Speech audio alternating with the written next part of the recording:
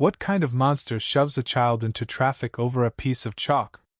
That's the question I was forced to answer on a blistering afternoon in Meadow Vyew Estates, when Lisa Hargrove, the iron-fisted queen of our HOA, pushed my 8-year-old son, Caleb, into the street like he was nothing.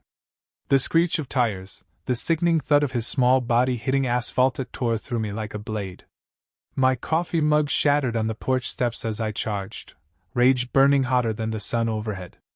Before Lisa could spit another venomous word, I had her arm twisted behind her back, her face pressed into the sidewalk, and a zip tie cinched so tight she gasped. She screamed about lawsuits, about her untouchable power. I didn't speak. I just tightened the restraints, and raised my phone to record the collapse of a woman who thought she ruled the world.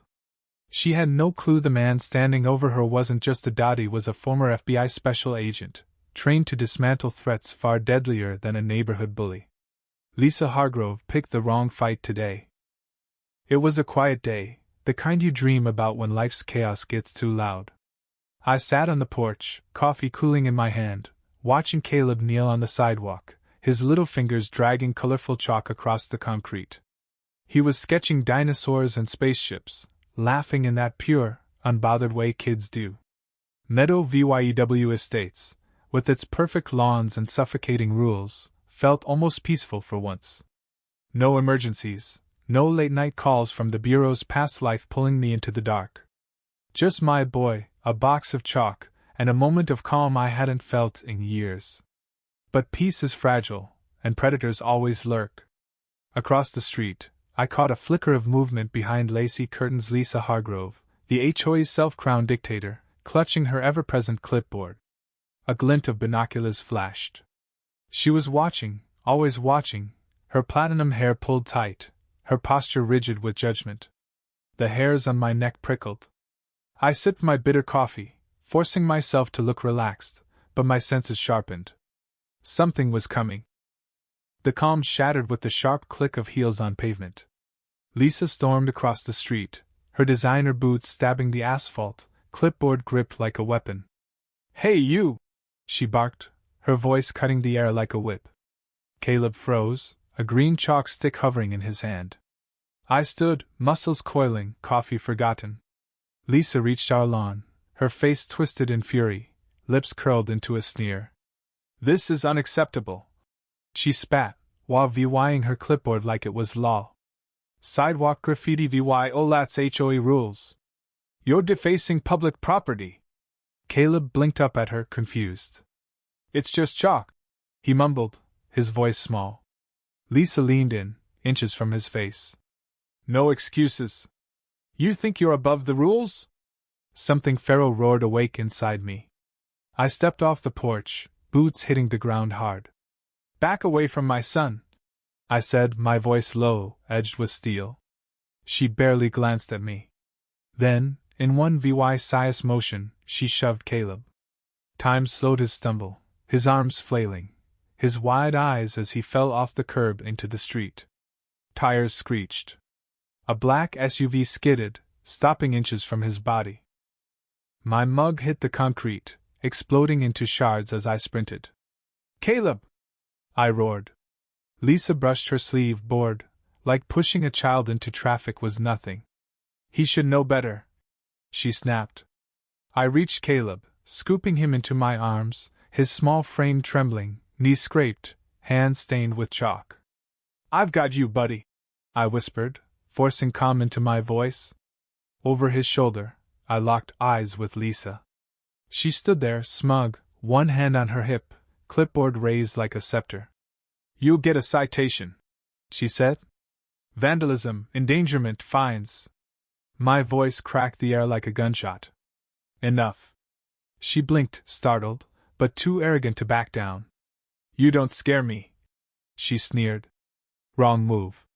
I set Caleb behind me, shielding him, and reached for the zip tie tucked inside my jacket, a reflex from years of training. Lisa Hargrove was about to learn what happens when you unleash a storm. I moved like lightning, closing the gap in a heartbeat. Lisa flinched too slow. I grabbed her wrist as she raised her clipboard, twisting it outward until it clattered to the ground. She gasped, more offended than afraid. I didn't pause, and the other hand spun her, yanking her arm behind her back, pinning it high. She shrieked, flailing. Assault! You're assaulting me! I'm the HOA president!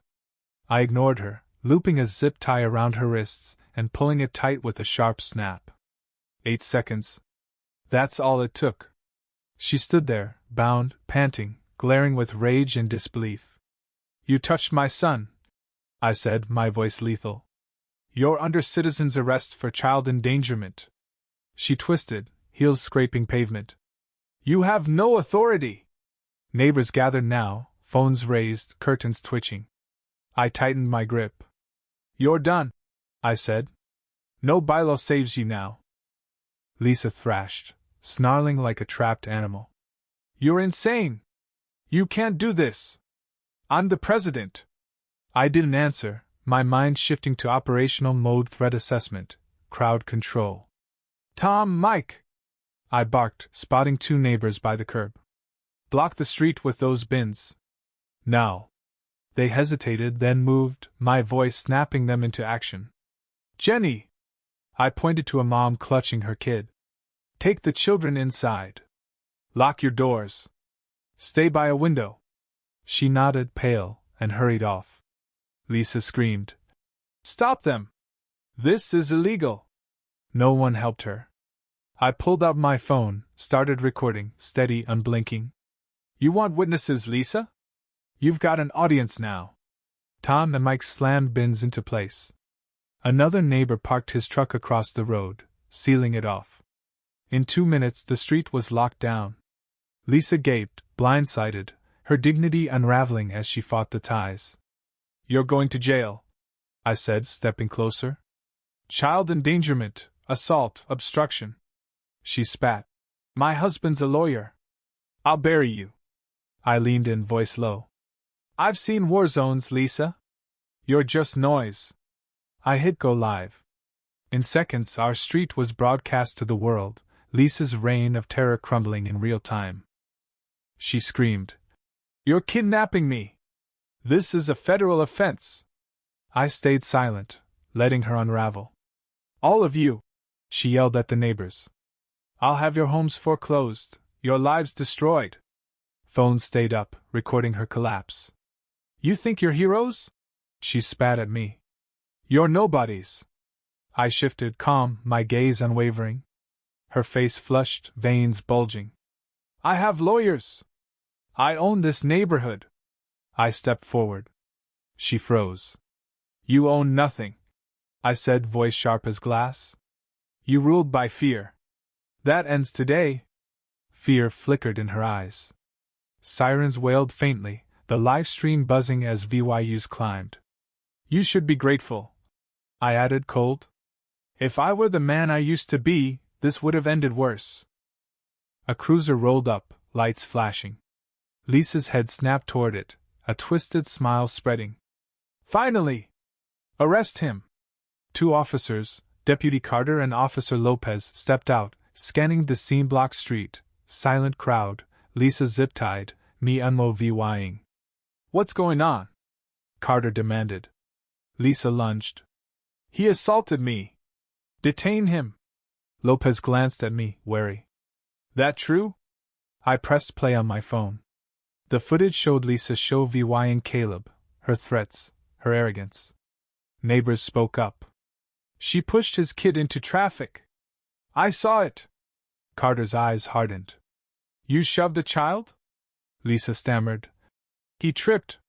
It's his fault. No. I cut in. You touched my son. I restrained you lawfully. Carter pulled cuffs. You're under arrest, he said, cuffing her. Lisa shrieked. You can't. I'm the president. They didn't flinch, hauling her to the cruiser as neighbors recorded. A second cruiser arrived with a county agent, badge gleaming. HOA misconduct complaints, he said, striding to me. You the reporting party? I nodded, handing over a folder. Months of EVY Denke I dug up, fake fines, extortion, a slush fund. The agent's lips thinned as he read. Fraud, racketeering, he muttered. Lisa bellowed. They're lying! The agent ignored her. She's suspended from HOA duties pending investigation, he declared. Cheers erupted, defiant, unstoppable. Lisa sagged, defeated. You think you've won? She gasped. I stepped close. We were surveying you, I said. Now we'll live. The cruiser door slammed, silencing her. The street buzzed with life. Neighbors hugged, hesitant then bold. Caleb clutched my hand, chalk-streaked. Jenny stepped forward. Is it over? I scanned the crowd's weary hope. Not yet, I said. But it can be. Tom nodded. You've got my vote.